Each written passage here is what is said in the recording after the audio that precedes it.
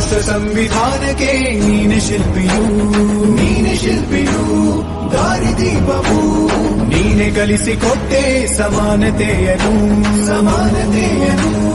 ಏಕತೆಯನು ರಾಷ್ಟ್ರ ಸಂವಿಧಾನಕ್ಕೆ ನೀನೆ ಶಿಲ್ಪಿಯು ನೀನೆ ಕಲಿಸಿಕೊಟ್ಟೆ ಸಮಾನತೆಯನು